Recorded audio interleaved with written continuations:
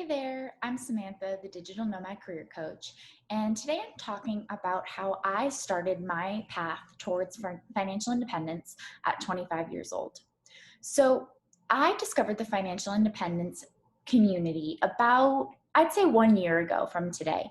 And there are five really actionable things that I've done within the last year that have got me started on my path towards financial independence. And that's exactly what I'm going to share with you today.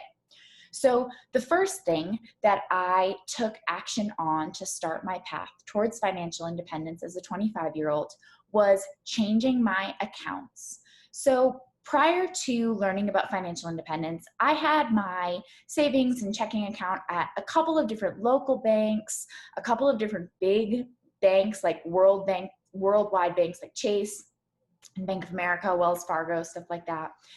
One of the first things I did was move everything to banks where I was getting a high interest rate on my savings account. The two banks that I chose were Ally Bank and Wealthfront. I found that at the time of moving to those banks, both of them were giving me incredible returns on my savings that I just was not getting from those local banks or even those worldwide or national banks. So, if you are looking for quick ways to start your path towards financial independence, one of the first things I would do is move your money to an account to make it work for you. The second thing that I did to take action on starting my path towards financial independence was really getting serious about my budget. For the past 2 years, before finding the financial independence community, I worked as an AmeriCorps volunteer. And if you've never heard of AmeriCorps, it's pretty much volunteering and getting paid this tiny little stipend that helps you pay your rent and groceries. Essentially, what it means for my budget and my financial life is that in those 2 years, I learned what I needed and what I didn't need, and how to save and how to spend. So once I left AmeriCorps and started working as a remote professional, budget was top of mind. I worked for a really long time to build out my budget, to define my savings rate, to really think about what I wanted to buy and what I needed to buy, and how putting away money each pay period was going to help me reach my goals of financial independence faster. So, the second thing that I did to take action on reaching my path or starting my path towards financial independence was building out a budget. The third thing that I did was really taking time to think about what kind of lifestyle I wanted to live. One of the biggest things I've heard from the financial independence community is reaching financial independence can be done as long as you're not practicing lifestyle inflation. So, like I was saying before, the last 2 years, I worked as an AmeriCorps volunteer, making very, very little money. When I decided to enter my remote career and now earning a salary that lets me live a comfortable life, I made the conscious decision not to inflate my lifestyle. So I'm living the same kind of lifestyle that I was when I was getting paid pennies with a salary, which allows me to have an incredibly high savings rate. Right now, my savings rate is about 56% of my gross income.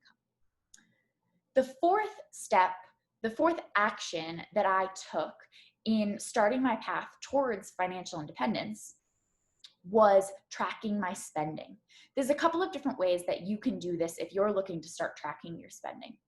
Personally, I love pen and paper and my own kind of lists. So right now, all I do is write down my spending each day. Rather than being really critical of where I'm spending my money or thinking about where I shouldn't be spending my money, I find that tracking my spending really just helps me be aware of where my money is going.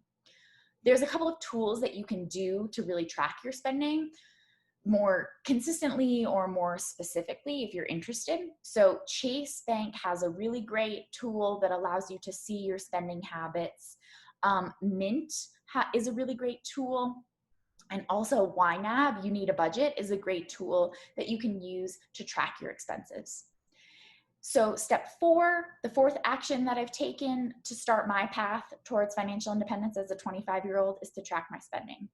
And the fifth and final action that I've taken to really get serious about financial independence as a 25-year-old is talking about it. I think that money conversations have been taboo for way too long, and it's about time that young professionals like ourselves start talking about money. We need to start talking about what banks we're using to get great savings accounts, what money saving strategies and budgeting strategies we're using to reach high savings percentages. If we spend time dancing around the topic of money and not being open with our friends and family about the questions and concerns we have about money, then how are we ever going to learn new strategies to reach financial independence? So, the fifth, and I would argue the most important thing that I've done since starting my path towards financial independence is start talking about it.